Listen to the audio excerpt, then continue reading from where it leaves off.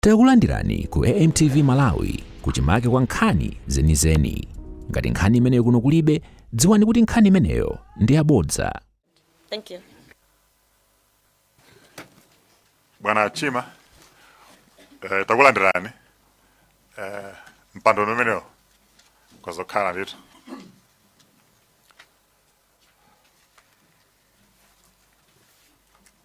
Ndikhulupirira mwambo wathu mufuna tiyankhule chayankhulo cha mtundu wanji chichewa kapena chizungu. Mudinye maiki tawuzani maonese mukafuna kulankhula.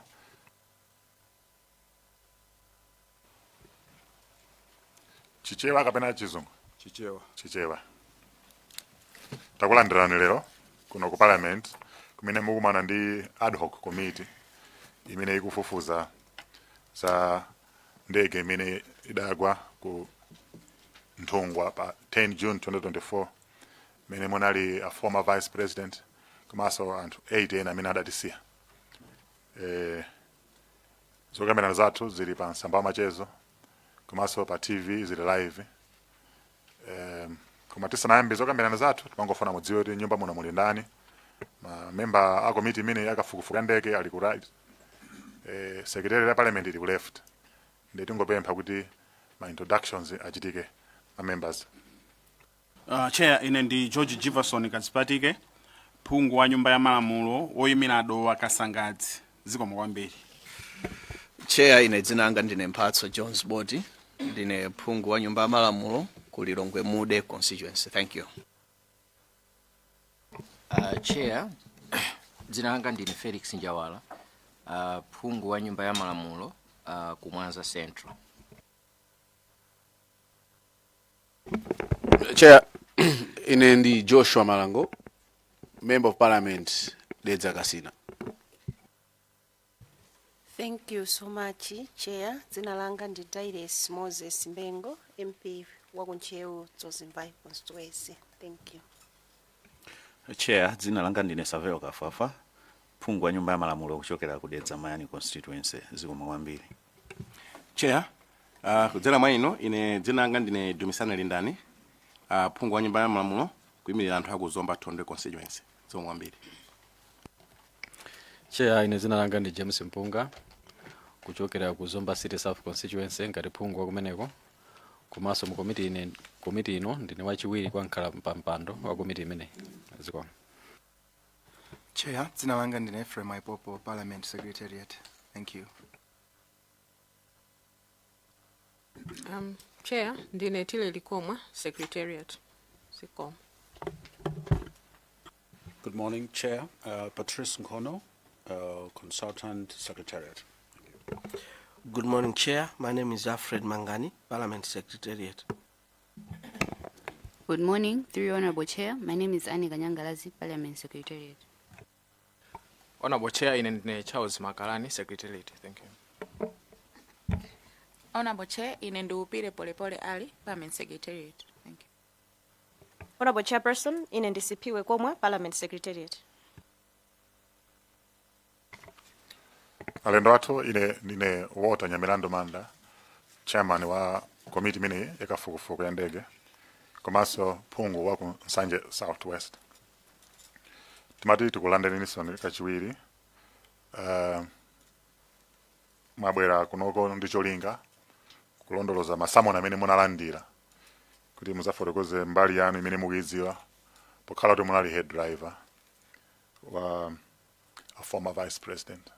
Sanza kuti kandida kawo konse matsogolera ndino planning ya china chilichonse matsogolera ndino ndeti mafuna tidziwe mbali yanu za kaendedwe ka a former vice president popita ku Lilongwe komanso popita ku Mzuzu.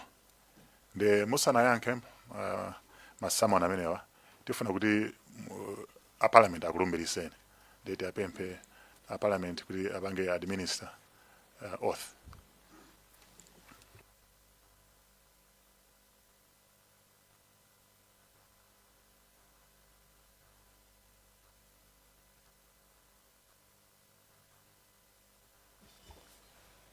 I, Wilson Chima, do solemnly swear do solemnly swear by the Almighty God, by the Almighty God, that the evidence I shall give that the evidence I shall give shall be the truth, shall be the truth, the whole truth, the whole truth, and nothing but the truth.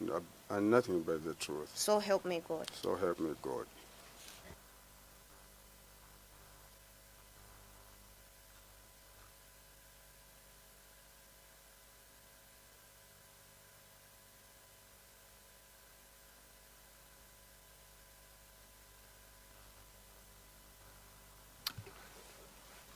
Mr. Chima,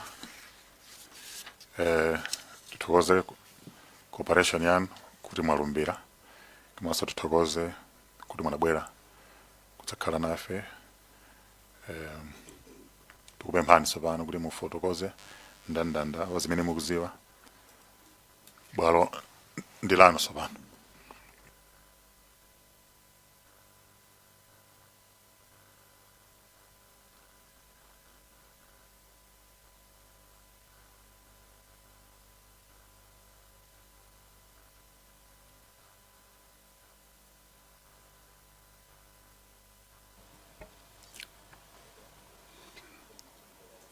I return to submission to the Parliamentary ad hoc committee on the Chikangawa plane crash inquiry, Friday 19th June 2026, made by Mr. Wilson Chima, head driver, office of the Vice President. 1. On the evening of 8th June 2024, I received a telephone call from the Deputy Director of Administration that I should alert drivers for Madam Mary Chilima, spouse to the late Vice President Dr. Saulos Chilima, may his soul rest in peace, that they will travel to Nkatabe, where Madam Chilima would attend the funeral of the late Laf Kasambala on 10th June 2024. On the evening of 9th June, I received a telephone call again from the Deputy Director of Administration that I should arrange 2 convoys for the late Vice President because Madam Chilima was no longer traveling to Nkatabe, but the late Vice President would travel by military aircraft to Mzozo and then by road to Nkatabe. Convoy to Mzuzu left on 10th June 2024 at 5 o'clock. As the late Vice President was scheduled to depart the same morning by air, so that by then he would arrive in Mzuzu, the transport would be ready on the ground. The other convoy was to take the late Vice President from his residence to the airport and also welcome him when he will be come back from Nkatabe the same day. I also left from Zuzu with the officers with other officers on the morning of 10th June 2024. West in Mzozo, I read that the aircraft that was carrying the late Vice President had returned to Lilongwe due to bad weather. After some time, the convoy that was at Mzuzu Airport left to be parked at Mzuzu Police Station, waiting further details. The OVP Security Operation Officer communicated to his colleague in Lilongwe to go to the airport and welcome the late Vice President when there was news that the aircraft had returned. What happened in Lilongwe, I was not aware since I was in Mzuzu. I heard during the day that the aircraft was missing and security officers went to search for it. The following day, I heard that the aircraft was allocated at Ntungwa where it crashed with no survivors. I returned to Lilongwe with the officers I had traveled with to Mzuzu, waiting further details from my bosses. Sir. Tokoza chifukwa cha ripoti yanu imene ili mwachimvekere kuti inu mudatsogola Mzuzu de mwina ma members ngatani mafunso koza kufunsana dowa kasangaza. Zikomo kwambiri chair. Ndimangofuna ndidziwe kunena kuti munafotokoza mu statement yanu kuti ntchito yoyamba inali yonena imene munapatsidwa inali yoti mutenga maimele Chilima kuti magalimoto anakonzedwa kuti maimele Chilima apite ku Mzuzu. Sindodziwa kuti program imene inasintha nthawi yanji. Program ineyi inasintha nthawi ya kumadzulo monga ndanena mukatimo. Inuwe munauzidwa nthawi yanji kuti maimele Chilima apita ku maliro alafu Kasambala. Chair, inalinso nthawi ya kumadzulo. Ndiye muli ku Mzuzu mwafika ndi magalimoto amene amayenera atenge vice president kupita ku Nkatabe. Uthenga onena kuti ndege yabwerera unakupezani nthawi yanji ndiponso anakuwuzani ndani kuti apapa ndege sibweranso kuno yabwerera.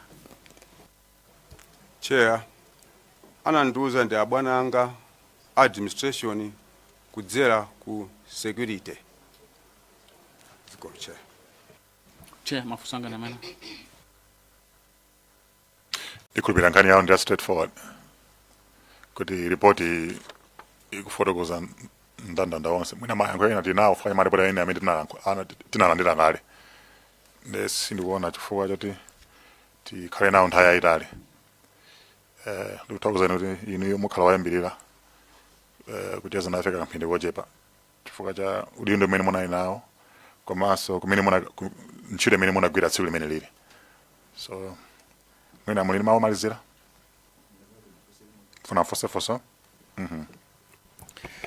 Tathokoza kwambiri bambo Chima. Inuyo ngati driver amene mumatsogolera convoy imene imapita ku Mzuzu matiuza kuti munanyamuka nthawi ya 5 koloko. Mukumbuka kuti ku Mzuzu munafika nthawi yanji? Chair, ku Mzuzu nafika cha to 9 pa airport. Ngati inali to 9 ndeti tikuyembekeza kuti mwayenda pafupi 3.5 hours. Pamene ndinamvetsedwa ndi mboni zina kuti nthawi zambiri mumayenda 3 hours. Ndi choncho? Chair, ndizoona koma chifukwa cha monga tanena kuti kunali bad weather ndesi ni matamanga. Mukati simu matamanga pakayendedwe ka convoy kati kuthamanga pena kuti mumayenda speed yanji ndipo tsiku limene mukayerekeza mumayenda speed ya mtundu wanji. Chair, nthawi imene sinali pa convoy koma ndinali kumbuyo kwa convoy. Kutsala ndi convoy kuti chinthu chonse imene chingachitike ine monga head driver ndimene kuti ndichipanga attend pa galimoto imene atsalira. Timasuleni bwinobwino poti ife sili kuzitsata mumatsatira convoy kapena simunali pa convoy. Chair, ndimatsatira kumbuyo. Mwine mwati masiyana munacho ni makilometers ambiri. Koma ndimayina ndizitsatira mbuyo cholinga kuti monga nanena kuti ngati galimoto ina yapanga puncture ndikhale kuti ine ndikuthandizira kuti zinthu zitheke nthawi yomweyo kuti chokepo. So mukufuna kutsimikizira ku committee ino kuti tsiku limeneli simunali mmene mmayendera nthawi zonse kayendedwe kanu kanachepa ku speed yanu chifukwa cha mmene nyengo inali. Mukutsimikiza choncho? Chair, ndizoona. Basi chair mafusanga namwe zikomo kwambiri. Foso labona kwambiri. Ndikulipira ano ne matero. Azokamera zathu Chima muli ndi mawu ena aliwonse. Chair, mawu ndilibe ambiri. Funa zabwino zonse. Kale ndi wiki yopambana. Zikomo Chair. Zikomo.